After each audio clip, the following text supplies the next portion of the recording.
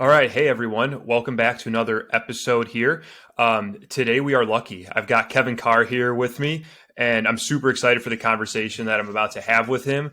Kind of just filling you in a little bit on who Kevin is. Kevin's built a ton of experience in this field of sports medicine, personal training over the years. He's been around for a while. My audience might not know you well, Kevin, just with it being just parents, but, hopefully, as your listeners listening, they know who you are. But basically, you've worked with Olympians, you've worked with the average Joe. And, as I asked you, you have so many positions, and I wanted to make sure that I didn't miss any here as we were talking. So, you're a partner at Mike Boyle Strength and Conditioning out in Massachusetts. You're the co-founder of the Certified Functional Strength Coach certification, which, shout out to them. Those are my certifications. Yep. And you're the co-founder, of Movement is Medicine, Massage and Movement Therapy Clinic. And you did leave this out, but I'm going to throw it in there is, you are an owner of a book, got it right here, Functional Training Anatomy. So people got to purchase that. And then, probably the most important title of all, Dad, right? Yes. Out of all of those there. So, you're involved in a lot, man. And I'd like to just kind of throw you into the water here right away and just ask, why are you so passionate about what you do? And why do you do all of the things that you do? Because you clearly do a lot. Yeah. I say I have like 4 jobs under one roof at MBSC because Movement is Medicine is located there. It's obviously our office for Certified Functional Strength Coach. And a lot of all the work gets done kind of in one building. But I've been fortunate to have a home that has allowed me to have all these opportunities. I always say, when I started at Mike Boyle Strength and Conditioning in 2008 as an intern, I remember after being there that first week being like, oh my God, this could be my job. And all I was doing was coaching high school kids every day. Like I didn't actually know the potential of, what I could do, that I would have multiple businesses. I would go to massage school, that I would travel and teach. All that all came secondary. But I knew right away that was like the home for me. And that I was happy in that environment. And so I've been very fortunate that that's, kind of where I landed, and I had a lot of opportunities, and I've just continued to, look for opportunities there. I've been fortunate to have Mike as a mentor. And because of all of that,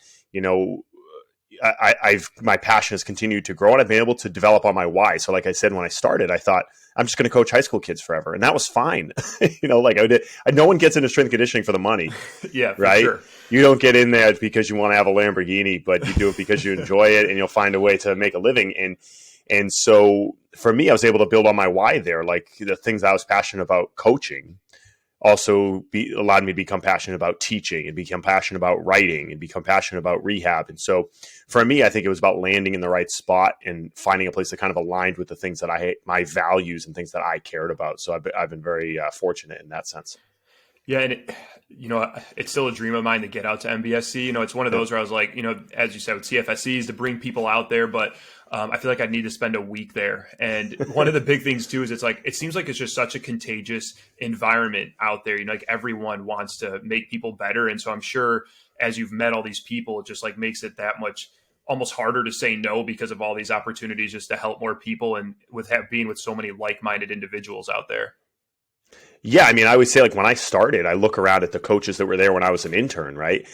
Jamie Rodriguez, he's been in multiple NHL organizations, collegiate football organizations. He's at Exos with the Combine guys now. I have Nicole Rodriguez, who is also at Exos and now is in Poland working at a professional soccer club. I had Josh Bonatol, who went on to the Bulls in Purdue and now runs Future, the online training platform. Devin McConnell, who's, Phoenix Coyotes. And these people, they were just coaches at Boylston, but to me, that was like my Mount Rushmore, people who I learned from, right? And so I was very fortunate to, be able to pick up from them. And then it's an environment that I think is valuable because it's a learning environment. It's a teaching environment. We constantly have interns all year round. So we have young people who want to learn, who are eager. So that energy helps us. I think if we didn't have them, those of us who have been there for a long time might be less energized, right? But I had a whole new interns that showed up this week that are all excited to be there and want to learn. And so I have to be that way too. And so it's kind of a culture thing that kind of drives everyone to continue to work and continue to push. And it's a good environment to be in. Yeah, no, I totally agree. I I'm fortunate, like you said, that I felt like kind of like you fell into that, like it was just something and that was where you decided to go. And it, like you said, and everything just kind of happened from there. And I kind of feel the same way I got lucky where when I was looking for certifications, I just happened to fall across, one of Mike's books. And then before you know it, I'm going for the CFSC and I'm like, holy cow, like this is amazing. And then like, here we are now, X number of years later. So it's cool. Everything that's been done there.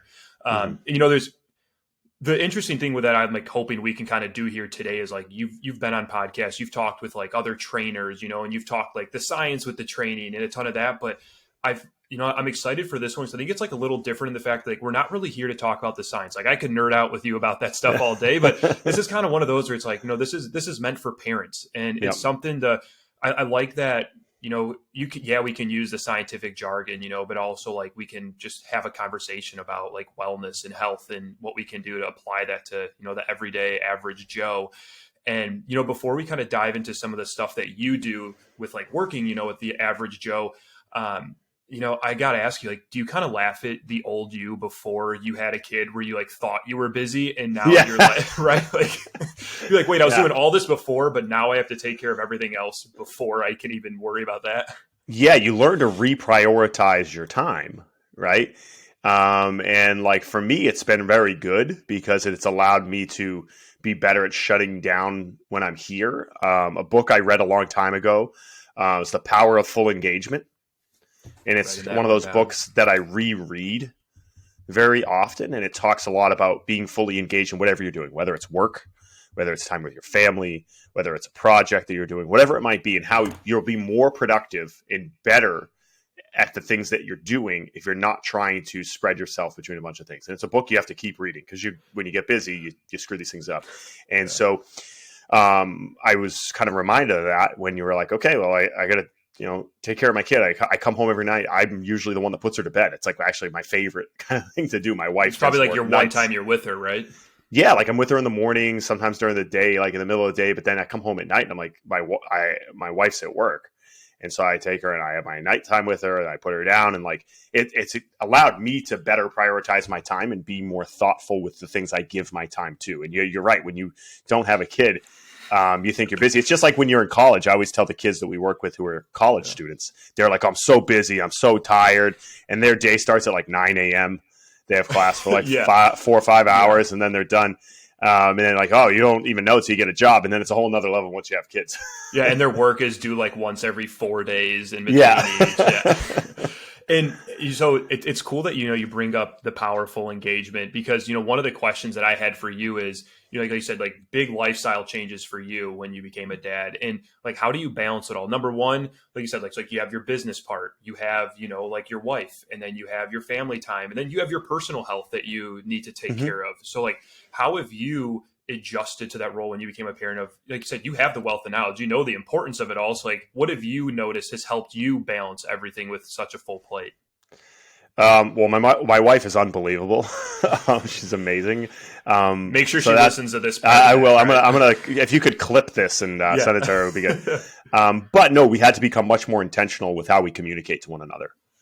And like every stage of your life, those things change, like relationships or work, right? So we had to learn to like be like very intentional with how we ask for things and how we talk about our own needs. Like today, I knew she was coming in and to work out. And sometimes like she comes in to work out when I have clients, so like I can't necessarily look after kids. So she'll push the stroller and exercise. But today I was like, hey, come at this time because I can sit and I can play with Kendall, feed her, do whatever she has to do, change her diaper. You can work out without the kid. Right. And that little thing makes a big difference to her, just like her maybe letting me do some work or, I have to travel frequently for work. She takes the brunt of that. And so we became much more intentional about like my travel schedule. I'm like, hey, these are the times I'm going to travel. Is that okay with you? I can move this. And when before it was just kind of like, hey, I'm traveling now. I have work now. You have to just be more intentional. And I think that's an adjustment that everybody goes through. And then even our time together, we had a conversation recently. We were like, okay, we need to, make sure we make time for us still, because that's often the first thing that goes in these situations. You're not going to cut out on your job. Typically, you're not going to cut out on your kids. You just cut out on the person you live with, and you just have a roommate. And so we were like this week we're going out on Friday night, and we have an amazing nanny who's taking care of Kendall, while we go out. And I'm like, listen, we have to be intentional about our time and our communication. And so that is something that's obviously an ongoing project forever. But we had to really work on that initially. Yeah, I like that. I like that thought. Even just like that saying, like, be intentional, right? Yeah. And it goes back to like the full engagement piece. But right, like this isn't like I'll get to my workout later in the day, because if it's not planned, it's probably not happening. And Mm-hmm. that was one thing I noticed. Like I went from, like the hour and a half workouts in the past to then like I had kids. I'm like, I'm happy if I get 30 minutes. Like, how has your routine changed? Like, what have you, or that was the biggest thing too, is like, I found like really like more of like that minimum effective dose. I was like, geez, what I was doing before was like, so I enjoyed it, like just being like a gym, junkie, but it was like so unnecessary to keep my health where I wanted it to be. So like what Mm-hmm. have like you changed in your routine to keep taking care of yourself? Well, one, like you said, I schedule it intentionally. Like if it's not on my Google Calendar, it might as well not exist. So I put it in there intentionally, and I don't let clients budget because it's like I'll nest it in the middle of my day in between clients so that like, hey, I know I'm going to get it in. That's a time when I'm at work. I've been more motivated to exercise, actually, strangely, because I think about the implications of my health more, right? Like when you work out before, it's for sports or for vanity, and you do care about your health, obviously. But now I generally am thinking about my daughter. I'm like, okay, so she's 6 months old now. I'm 35. Like if I want to be around and healthy and able to, play with her kids, like I think about my dad. My dad's in really good shape. My mom's in really good shape. They're both in their mid 60s. And I think, okay, so like if she's going to be 35, right, I'm going to be 70. So what type of shape do I want to be at 70, and what type of health do I want to have at 70? And I'm like, okay, so I have to be more intentional about kind of how I do things, but my time is less. And so, but they have gotten shorter, but I'm very much on the mindset now of like, hey, if I can get 30 or 45 minutes in today and I can use it to the best of my ability, I just want to be consistent. I want to put the X on the calendar each day, check the box, so to speak. To just make sure I'm getting consistent efforts. Because like you said, it used to be like, hey, I'm going to give myself 90 minutes. I want to make sure I do this program. And I'm like, it's great if I get these certain things in each week, but it's more important from a big picture standpoint that I'm healthy. My weight is healthy. My blood pressure is good. My cardiovascular health is good. I've really started to prioritize the bigger health picture stuff now more than ever, because I just am thinking about the longevity piece more than I ever have. Yeah, no, I totally agree. I know it was such like a mindset shift too. Like, I used to be like numbers driven, like, oh, can I lift a little bit more? And then it was like, like my son, when he's 2.5. And so like when he's down there with me, like he doesn't care if I can put an extra like 20 pounds on the bar or anything. Like he's like, Dad, you better be able to go in the backyard and push me on the swing. And like you said, in your grandkids. Exactly. So yeah, it's an interesting mindset shift. Like you said, it's probably like the biggest motivator we need to just not only be here, but so we can be like active in their lives too. Yeah, exactly. Yeah. Well, so kind of like shifting gears, and I want to talk about the big sign behind movement is medicine. It's a big part of what you do. I need to get myself a sign looking like that. Yeah. But you see lots of people. You see athletes, Gen Pop. I'd say you probably have seen it all. Yeah. One thing that I'm curious is, there are common injuries I see with like the clients who I work with. A lot of like back issues, knee issues, shoulders. But I'm curious, like, what are like some of those common pains that you see adults have? Yep. And like, for example, I'm basically like just trying to figure out like, all right, like what advice could we give to any parents listening to this? Like if they're not in pain right now, here are some things that typically come up. So maybe we can, reduce the likelihood of those things happening for people. Yeah. And I've tried to start tracking in the clinic, like what we see nice. The most. And it literally kind of goes in this order, like SI related low back pain, like mixed sacrum, lumbar, hip type issues where it shows up kind of at their sacrum, right around where their belt would be. Like if you think about where your belt is on your above your butt, right there. Followed probably by shoulder, like general anterior shoulder, lateral shoulder pain and stiffness, inability to do things overhead or sleep. Often it's like, hey, my shoulder hurts when I sleep, type pain, and then neck pain. So trap, like your upper shoulder up into the side of your neck, all the way to the base of your head. It's those three that I see the most frequently, out of people. And, the common thing, they'll be like, oh, I sit too much, or, I'm at my computer too much. And it's easy to say those are the things, but I say there's a lot of people who sit and work a lot, but don't necessarily have those issues. I tend to tell people like, what are you doing when you're not sitting and working? And like you said, movement is medicine. The big thing I always tell anybody when they come in to see me is like, let's just see how we can get you moving more. I don't really care about the intensity initially. I don't necessarily care as much about what the mode is. Like, hey, you want to do X? Okay, let's find a way to get you to start doing X. And then we can start to narrow down the choices into good, better, and best for that individual. But I'm always saying, let's just find a way to typically for those people get more variable movement in your day on a daily basis. If for the average Gen Pop person, it's generally let's try to get things just moving in general. And by and large, most of those chronic issues, like, hey, my hip or back has been hurting me for months now, those things start to get better as they move more frequently.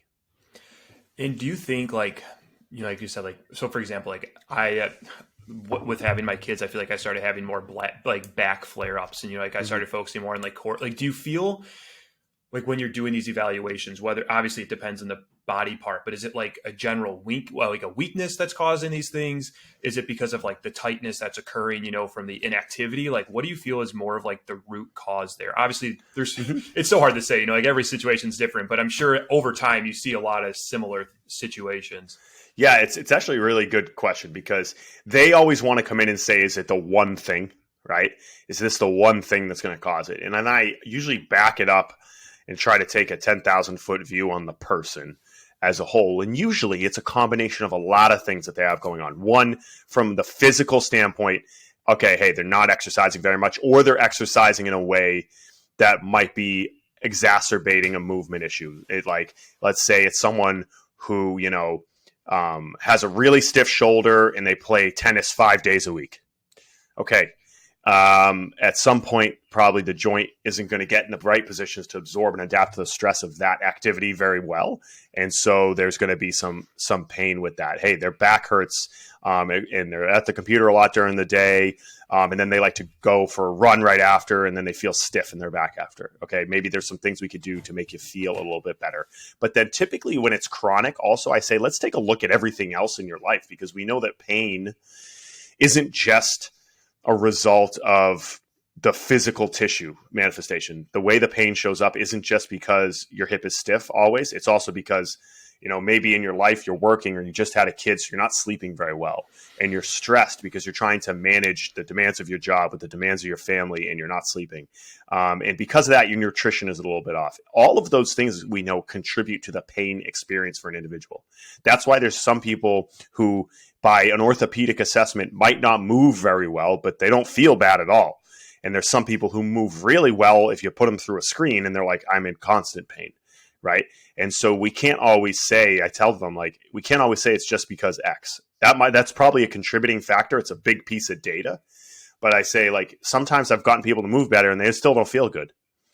And so I'm like, okay, well, let's talk about the other things that you have going on. And in their mind, sometimes they're like, I just came here for a massage and some stretches. I'm like, I'm going to give you that. But let's talk about stress management. Let's talk about sleep. Let's talk about nutrition and all the things that go with it. And typically when you start to take little, tiny gains in each of those columns, you see big changes in how they feel, right?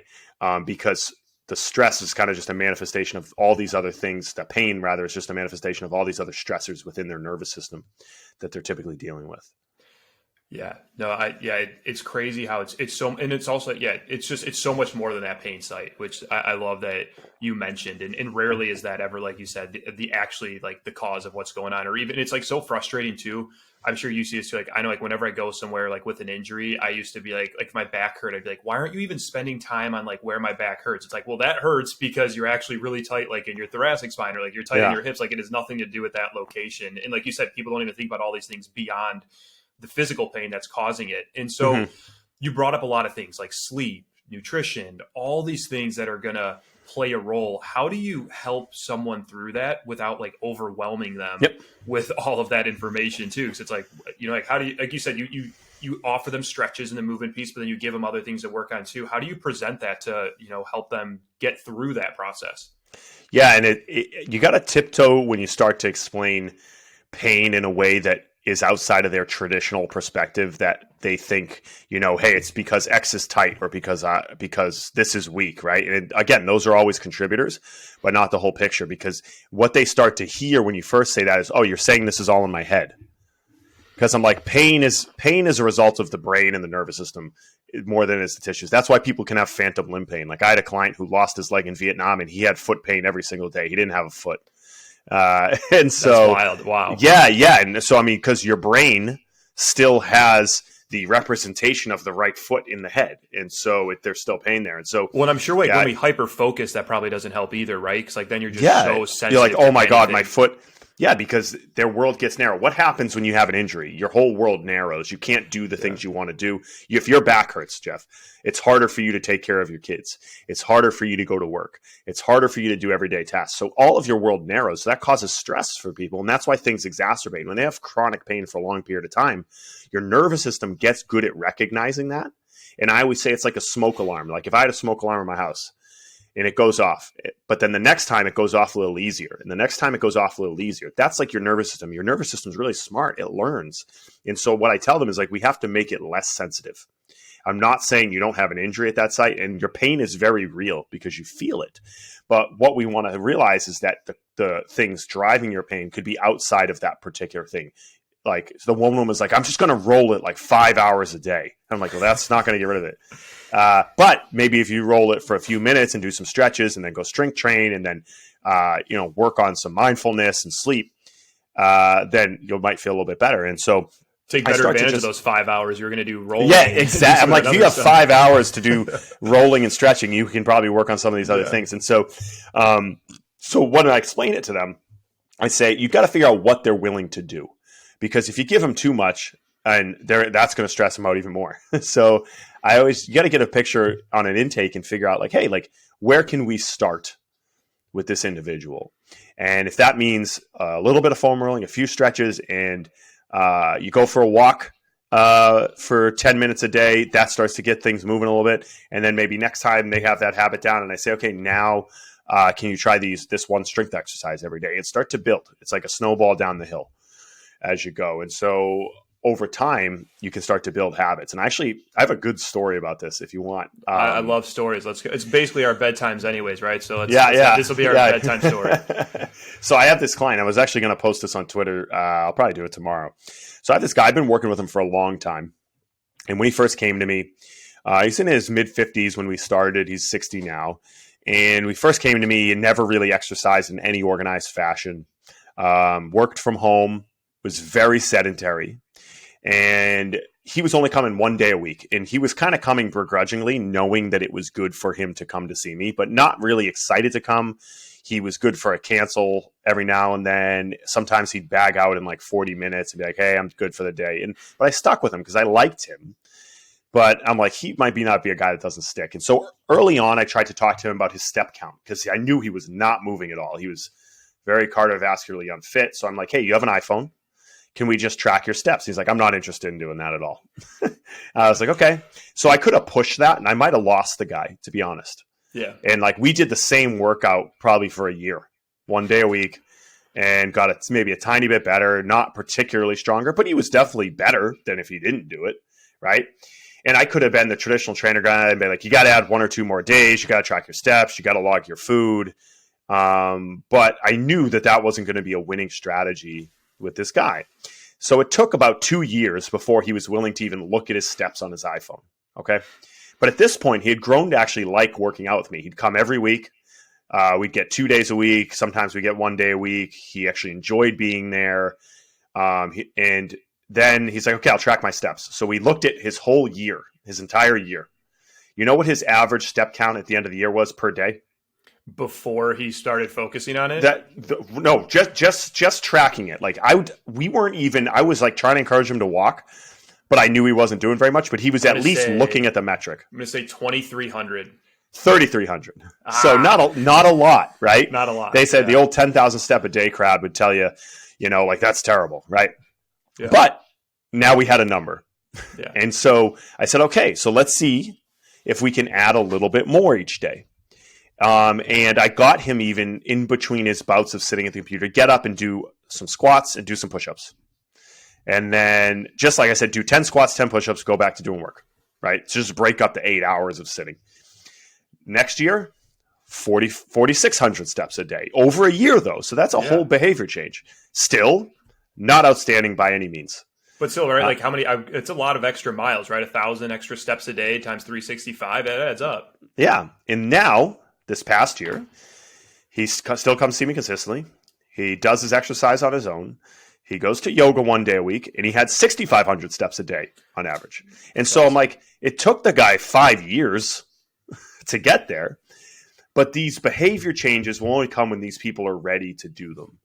And so you're gonna have some people who are gung ho. They're like the ideal client. They'll do everything you say. They're gonna follow your instructions to the point that they're almost neurotic. Then you have some people who you have to kind of drag along with you, and as you have to figure out who that person is, and if you're the individual doing it, like go to your level of comfort, but work on building a habit. This guy just said, "Hey, I'm gonna try to just do like a walk a day." Like a half a mile or a mile. Okay, let's just start with that. Just do that. That's better than not doing anything.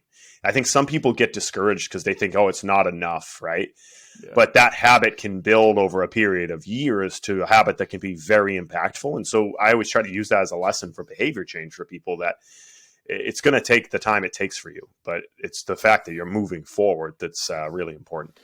Yeah, and right, like I think the two take home points for me, like listening to that, is number one, like consistency is different for everyone, right? Like Mm-hmm. for you right now, consistency is whether it's 30 minutes, 40 minutes, just getting that workout in, and that's what works for you right now. For him at the time, it was coming to see you just the one time per week, and then Mm-hmm. that changed with time, but it leads to the second takeaway for me, which is also like there's no one size fits all approach to this, like, and I think that's where it helps when you have years of experience and you've worked with people to understand what people need and meet them where they're at. But sometimes I feel like people get discouraged because they see others doing something. They're like, well, I should be doing that. And it's like, well, you're not that person. You're a different animal, and you have to handle your situation and approach this in your way. And as long as Mm-hmm. you're progressing and staying consistent, you're going to get where you need to go. Don't worry about where other people are at because they're entirely different. Exactly. Love it. All right. Well, um, I guess then my question too, just kind of close up like the movement is medicine part here, is what would you say are like your gold standard things that you like to give to people? I would say like what are like the most commonly prescribed either like exercises for them to do at home or like stretches to help like reduce their likelihood of experiencing these things. Like if you're like, hey, if you do these things on a daily basis, it's going to hopefully keep you out of my office. Now, Yep. right? Like, you know what I mean? Yeah, so I'll tell you the things. If I look at my exercise.com like account, I send them their homework exercises through exercise.com. Okay. I 90-90 hip stretch. So I think about they get external hip mobility and internal hip mobility, like ER and IR, doing that. Most people need it. Almost everybody needs it. And it tends to help how their hips feel as well as how their back feels. Cat camel, like lumbar extension and flexion, to start to get their pelvis and their spine moving in most directions. Most people have a really, stiff lumbar spine as it goes into flexion, like they just sit all day, so they never actually move their spine like through a full range of motion. And then shoulder circles, like controlled articular rotations, where I just have them literally going, big circles through a full range of motion. Like when do people hurt their shoulder? When they're grabbing something out of the back seat of the car, Yeah. right? Because the shoulder's never there. So I'm like, listen, your shoulder hurts because you went and did something in a range that it hasn't been in 10 years. So it's stiff. And so getting them to move into ranges. So I think about, the four knots, as like Gray Cook calls them, the ball and Oh, I socket like that. joints, the ball and socket joints, and then their spine to get moving. Generally, if you get those things moving, a lot of other things feel better. You'd be amazed how many necks feel better when their shoulder starts moving better, right?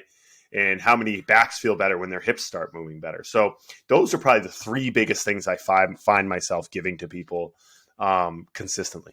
I like that. The one that you actually mentioned that I don't, I know I do the 99, I do the cat camel, I do all that stuff. I never even really did the shoulder cards. I would do it for people who had like shoulder discomfort, but I never even thought of using that more like preventatively. I did a lot of, like band pull apart stuff or some like floor slide related things just to like open the chest up. But I like the thought of the shoulder cars too. So my clients listening to this will be seeing that movement going into their programs moving forward. All right. So, we talked a lot about the body and, the different things that we need to do. But another thing that you did, so when I initially like quote unquote met you, you didn't meet me, but I went to your first presentation, my first year at Perform Better, it was on cognition. Mm-hmm. And you were talking a lot about the brain. And, one of the things that you talked about was like, we spend so much time from the collarbone down. but like, we don't always talk about what's going on above the collarbone. And Hmm. you have your presentations that you've done on this. And, I'd love to have you kind of talk a little bit about like the importance of all this like exercise and nutrition and sleep and all this, and how that's so important for our brain and like reducing our risk of like dementia and things like that. Yeah, I think for so long when people talk about health, there's always been this duality between the brain and the body, right? But it's like one thing. Yeah. And so the things that we do with our body from an exercise standpoint have a huge impact on our cognition long term. There's boatloads of research to show, your aerobic health impacts actually the size and volume of your brain, which is insane. You can actually add brain volume by improving your cardiovascular health, like from blood flow. You can stave off like cognitive age-related decline, improve memory and executive tasks and functioning by being more physically fit, by lifting weights and things of that nature. And I think some people aren't motivated to lift weights because maybe they didn't have a sporting background, they don't have an athletic background, so they don't identify with physically going to the gym, right? It's like, but I think there's a lot of people that really value their cognitive health. I think everybody values their cognitive health. I couldn't think of a worse long-term outcome than something like Alzheimer's, right? And so when you realize that like one of the most powerful ways you can maintain your cognitive health as you age is by exercising and moving and staying physically fit, it opens up the idea of exercise to a much broader group of people. Because I don't think anybody wants to have that when they get older. And there's just boatloads of research to show how valuable it can be. And as you get older, you don't really care about having huge arms or pecs anymore. Like that was cool when we were like in high school, like you didn't think about your brain, but now you start to think like, this is really what matters to me. And so getting clients to think about that. And I think most people, probably a lot of people listening to this, like never thought like, oh, wow, consistently strength training 3 days a week has a huge impact on the neurological gray matter, the functioning of my actual brain cells, or that, by improving my VO2 max by a small amount, I can actually improve the size of my brain as I age, when traditionally people, when you look at studies, their brain actually shrinks as they age. And so there's a pretty powerful effect there that I think many people probably just aren't aware of. Yeah, no, I totally agree. And it's like you said, and it doesn't seem like it takes much, to No. experience the benefit. So that was like one thing too. Like, what did you find were, I call them like the bare ass minimums, like things like, Yeah. like those are like kind of like the tests. Like, what would you say are those in regards to both like the aerobic side of it and then the resistance side? Like you mentioned, like 3 days per week for strength training. Like, what does that look like? If like I'm like the laziest person, I'm like, Kevin, I hate exercise. I hate all this. I know I need to do it. What's the bare minimum I got to do to make sure that I'm taking care of my brain? Yeah. So there's some three kind of studies I could reference that are pretty interesting. So there was one where they tracked a group of 60-plus-year-old women, and they had a control group who didn't strength train, a group that just did stretching for a year, and then a group that strength trained twice a week for a year. And they looked at two things. They tracked their cognitive and executive function over that time, and then they tracked the year following. And where in the year following, they didn't control their exercise choices at all. And then what they found is not only improved gray matter, so like the structure, the actual tissue in their brain, they were able to improve it. They were actually able to slow decline in people who were already seeing decline, but they were able to improve their executive function and their memory and cognition. So executive function being like, hey, when you go to leave the house and you have your kid, you're like, okay, I got to get the keys to my car. I got to get I have to get the seat for the car seat. I have to get the diapers. I have to get the wipes. Like all the things you have to do in order to be able to get out of the house in a normal basis. Mm-hmm. They improved people's ability to have recall in situations. And then in the year following, without even controlling what the other group of women were doing, the strength training women, they didn't make them keep lifting. Their function was still better a year later, regardless of what they did. And they just lifted twice a week. And what you realize in these research studies is they're not even doing what we would consider to be great training, Okay. because they're in a controlled lab. So they're like, okay, they're probably not doing much of an active warm up. These people were just strength training. They weren't doing any aerobic work. They were just lifting weights on machines 2 days a week. So you would look at that program and be like, hey, that's less than ideal. Yeah. but it had a very large impact on their cognitive function. Alternatively, when you think about cardiovascular impact, like I said, traditionally, you would think that when you looked at all these studies for years, doctors just assumed that as people got older, their brains got smaller.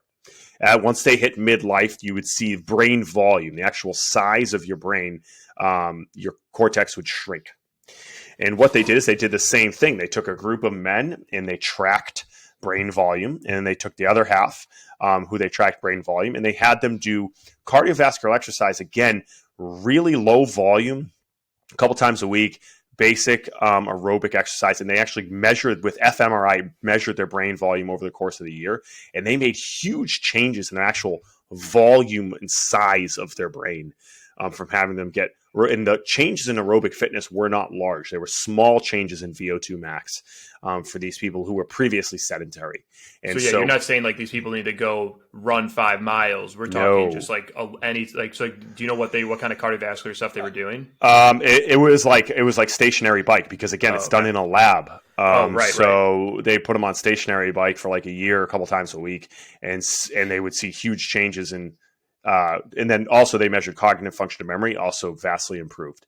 And so what you find is when you look at the research is the mixed modes together have the best impact, strength training and aerobic function. And so one last one I'll share, which is you talk about minimum effective dose. You talk about cognitive health, specifically depression. They did this as a research review. So they took all of the research regarding exercise and strength training, specifically as it relates to, like chronic or like low to mild depression, not severe depression, but low to mild depression that had been diagnosed by a professional. And what they found is people who strength trained consistently had a significant impact on their the symptoms reported from their depression, much to the fact that many of them were able to get off of SSRIs. And so what they found is that these people who strength trained, their strength training had a positive impact on their reported symptoms and usage of antidepressive drugs, regardless if they even got stronger. So they didn't have to actually get stronger at all. They could be lifting the same weights on day one as they were on day 365 from a strength standpoint. But they were just moving. And so again, what is good, better, and best? Like you might be like, oh my God, these people didn't get stronger in an entire year. They didn't, but they feel better because part of symptoms of depression and cognitive health are blood flow, the hormones, all of the things that come from exercise that help people feel better, right? That doesn't mean that you can cure all depression with exercise, but it means that you can help people's symptomology significantly by getting them to do things. And so from a big wide perspective of cognitive health, there seems to be a huge impact on things from anxiety to depression to obviously cognitive decline and Alzheimer's. Yeah, and it's like you said, like when we think there too, like there's so much just in that right there to be enough to make someone want to exercise, right? Just to show the value of it beyond. Of course, everyone wants to look good, but just like when we look beyond that, it's like, holy cow, just any type of movement too. Like we're literally saying here, like it doesn't matter what you do, just do something and you're going to experience some type of benefit from that. And one of the other things you mentioned too for people that I thought was pretty interesting, because like you said, some people don't enjoy doing like regular exercise. And it's important that they do some of that. But like one of the things you mentioned in one of your presentations was stuff about what was it? You said like emotional activities and like the benefit of those as well. Can you talk a little bit about that? Yeah, it's funny. Like a lot of people, as you get older, you stop engaging in play. Yeah. You stop doing things that are exploratory, right? Your whole life is planned and programmed, and that even comes with exercise. Right? Like you follow a program, you do what it says, and there's a lot of value from that, from a consistency standpoint, if you're trying to get better and have progression over time. But so much of the activity of play that makes your brain what it is when you're younger, the way you develop your brain and develop your athleticism and develop all these variable skills when you're young is from variable activities, right? And once you stop playing organized sports, or even before that, because just the word organized in sports starts to make it less play like. The time you stop exploring your environment, you start to lose those things. And you see it in some of the people that come to train with us. Like they feel uncomfortable doing things that aren't, kind of in their safe little box. So starting to get people to move in multiple planes of motion, to be reactive, to do things that are spontaneous, whether that's simple as doing ladders and skipping and shuffling, or doing reactive agility drills, or things that are like dancing and Tai Chi, things that are multivariable and reactive and not necessarily always choreographed, can have a huge impact on people's brain activity. There's another really good book, and this is great for parents, actually, this book specifically, Smart Moves by Carr Hannaford. I haven't read it. I have heard of it mentioned before, though. Maybe by one of your podcasts before. Yeah, probably. It was in that presentation. So Carla Hannaford is like a developmental psychologist. She works with kids specifically who have developmental learning and emotional issues. And her book kind of talks, it's very practical based about what she does with kids who have issues, like kids who can't focus in class or kids who might have behavioral issues. And it's all movement-based approach, getting them to connect their right brain and their left brain. So things that cross the corpus callosum, the little thing that connects the right and left side of your brain. Things where they have to twist their hips, or, that's why I like ladder drills. It makes you coordinate your right side and your left side. That's why I like skipping and crawling. It makes you coordinate your right side and your left side. And there's a bunch of research to show that like coordinated cross-body activities improve people's reading and math skills. And another book, Spark, by John Rattay, he talks a lot about the power of exercise as far as helping kids with standardized testing and things of that nature. And so that could also apply to the adult who has to go to work after, or the adult who has to spend time with their family after. Maybe probably emotionally they're going to be better off if they have some sort of exercise. And so I think involving things that are less rigid sometimes for people, or getting them to participate in activities outside of the gym that are a bit more variable, whether it's a sport or recreational activity, has huge dividends for people, because they're like, again, as you get older, your world gets more narrow, and we want to continue to try to widen it for them as long as we can. Yeah, I like that. And I think it's just an important thing to remember. Like, we need to find ways to have fun, right? Mm-hmm. We got to go do things, and that's going to benefit us, and it's going to help us take care of ourselves. So we've covered like the aerobic part, you've covered like the resistance and that stuff. And, I feel like there's like two other parts that I want to make sure that you talk about that we cover. Number one is like the nutrition part and how that's so important to the brain. And then also a little bit on, I'll let you talk about food. And then I have one story that you tell that I like that I want to make sure you tell. Okay. So nutritionally, I mean, and I'm not a nutritionist by any means, but there's some really, no pun intended, low-hanging fruit as far as getting people better from a health standpoint. And so like typically when I first start a discussion with someone, unless they say nutrition to me, I don't have the conversation. But then once we start to get a little deeper, that always usually bubbles up about how do they eat.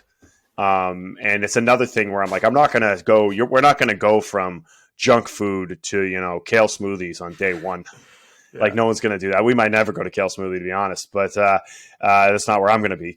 But we're not going to make drastic jumps in the beginning. But if I start to talk to them about, okay, like eating whole sourced foods, things that are going to be, generally found on the outside of the grocery store, are generally going to be better and more nutritious, things that are more nutritionally dense, calorically less dense. That's a good start. And then you think about what the things that you were eating. There's, as far about as cognitive health goes, I mean, there's boatloads of research around things like fish oil. I just had fish for dinner for this. My wife hates when I cook fish. I don't get much fish. I got to rely on the fish oil supplements. Yeah, take the fish oil supplements. Boatloads of research on things like fish oil for cognitive decline and cognitive health, as well as they have research around kids' intake of fish or fish oil related supplements and behavioral issues. And so again, your brain is made from omega-3s. Your brain is made from fatty acids. This is eventually how you make the gray matter in your brain is from fatty acids. And so it stands to believe if you're a little bit deficient, it makes a very, very big difference. And so starting to say, okay, because people always want to ask supplements. I'm like, okay, really simple. Fish oil and vitamin D. Can you take those two things? Because those are the most well-researched as far as, brain health goes. And there's or overall health goes, really. And there's tons of upside and very little downside other than the potential costs. And then actually creatine is the other one for cognitive health that is hugely important. I think people have always been kind of afraid of creatine as like a sports performance supplement. I know parents especially always say to me, is it going to make these kids' kidneys fail? And there's no research around that at all. There's actually a lot of research to show, one, from a strength standpoint and health standpoint, it's very valuable, but tons of research around concussion recovery, around cognitive health for adults long-term for low grades intakes. So I always start with whole foods and basic nutritional choices. But then if we move into like brain health and optimal health, those are kind of the three things I tell people to start to look towards. Yeah, and it's crazy. Vitamin D, especially. I mean, the fish oil is awesome. Like, I love the vitamin D for like the mood and the energy and everything that it helps with. Especially, I don't know. I'm sure you guys are dealing with the darkness too this time of the year, and it's oh yeah, it's brutal. I mean, I get up and go to work, and it's dark. I come home, and it's dark. Yeah, exactly. Well, and I used to get seasonal depression from that, and then I finally read somewhere about the vitamin D. It was in one of my kinesiology classes, and I started taking it in the fall, and it was crazy. I was like, I didn't have the seasonal depression anymore just by taking that supplement alone. Yeah. All right. So the last part here with our cognitive health is the stress, and especially as parents, so much stress. And sleep is such a hard topic to talk about with parents because, right, like as parents, as your kids get older, you get more sleep. But like, right, like young parents, your sleep is so up in the air. But it's still important to get, as much as we can. And you gave a good analogy about, the woman who like cleaned MBSC and, you talked about that, like kind of like our brain. And I thought it was a good way to put it because I think that we do put our sleep on the back burner or we don't prioritize it. And I'm not here to say, right, like your daughter's going to wake up in the middle of the night. You're going to have those bad nights. But like in general, I don't know if we all recognize the importance of sleep other than just to feel good the next day, what's really going on in that process. Yeah. So the story I'd give is that the woman at the time, the cleaning was Ursula, was actually her name. And she comes overnight every night. So like we close around 9 p.m. Typically she's showing up with her and her team. I was going to say, because your place is big, so God bless Ursula if she's doing that by herself. Yeah. She's got a squad. They come in and they clean, but they come every night. And I'll tell you, there's a few nights when they miss it. And I come in the next day, I'm like, this place looks terrible. The clients know it looks terrible. It doesn't smell good. It doesn't function as well in there. The trash is piling up. It starts to be a mess. And so we're very much like, hey, we need to have somebody here every night. Like we do a basic cleanup. We take out the trash. We clean up the equipment. We wipe down benches. But they come and they clean the floors. They clean the turf. They clean the bathrooms. They clean the entryway. They clean the windows. They do all that type of stuff. And they do it every night. And when they don't do it, we notice. If they don't do it for 2 days in a row, it's really bad. And so we had cleaning companies we got rid of before because they didn't do it. But I liken it to sleep because what happens when you sleep, there's plenty of research on this, is your brain goes into reset and regeneration mode. And so there's actually periods of your sleep where the blood flow and activity is even higher than it is when you're up during the day. And that's because there's a lot of reset. There's cleaning of waste materials. Like over the day, like you have things like plaques that build up. The plaques are kind of behind the Alzheimer's theory of why you have cognitive decline as you get older. These things get cleaned away at night. Your brain is continually operating and breaking down things that aren't necessary, building up nerve routes that are necessary, the way you solidify motor patterns that you learn during the day. Like if you're learning an exercise or practicing something or trying to memorize something for a test, is when you sleep. When they say sleep on it, it's because you actually lay down myelin. You start to build new motor patterns. You start to build new pathways in your brain that you didn't have before because your brain needs to be shut down so your brain can actually do the work to do it. And so I tell people, like, listen, you can cut out on sleep for one night for something here, and you might cut on sleep for a few nights, and you might have fragmented sleep because you have kids. But being consistent about, hey, I'm going to try to go to bed at the same time or roughly the same time. And I'm going to try to get up around the same time every day. And when I can get my sleep, I'm going to prioritize my sleep. So, for instance, tomorrow, I don't have to go in as early. And so Ariel and I, we trade off like, hey, if she gets up tonight, you'll take it. If she gets up tomorrow night, I'll take it. So she's like, hey, you can sleep tomorrow morning because you've been up early and up with her the last few nights. And I'm like, okay. And so like we, again, intentional about our communication, but intentional about our sleep, because how we treat each other isn't as good when we don't sleep well. How I do at my job isn't as good when I don't sleep well. How I feel just on a daily basis isn't as good. And so it's amazing. Like, I know you've probably had this experience. You get like a good 8-hour night of sleep a couple nights in a row, and you literally feel like you're on drugs. You're like, oh my God, like I could do anything. It's like, I could literally I'm so smart. And I'm like, no, that's just like how you should feel every day when you actually sleep. And I know it's hard because we have so many things pulling at our attention, especially now you have a phone, a computer, all these things. So your sleep hygiene, hey, don't have your phone next to your bed. Have an analog alarm clock. Don't have bright lights in your room, like use blackout shades, all these little things, turning the temperature down a little bit. All are going to help you sleep a little bit better. And it's these marginal gains over time that will help you, be more successful and feel better long term. Yeah, our joke right now in our house is if we get a night away, we just want to go to a hotel at like 6 p.m. and just sleep for a full day, just get some sleep. I'm currently also, that new bed cover that's come out that like is supposed to like change the temperature while you're sleeping, and like Mike's like put it out there. I keep sending it to I keep sending it to my wife, and I'm like, come on, Em, let's get this. And she's like, no, we're not. She's like, that's not our problem, is our sleep in our bed. We just aren't getting enough sleep from the kids right now. But I'm still trying on it. I'm still trying to get that bed cover. I listen. I'll try to I'm trying to work on that one too. Actually, I'm going to send that woman a message and tell her that you and I are looking to get ourselves one of those. See if we can score ourselves a promo code or something. There we go. Yeah, if we can score one of those, that would be great, and we'll do a review of how well we're sleeping. Right? The parent bed system, something. Right? Exactly. Help us young parents out. Exactly. All right. So this has been awesome. You've given so much information here that I think anyone can benefit from in some way, in some aspect. You also gave so much where it might be overwhelming for some people. Like, where do I even begin? Yeah. So I want to give you the floor here. I want to say, you can either be talking to yourself.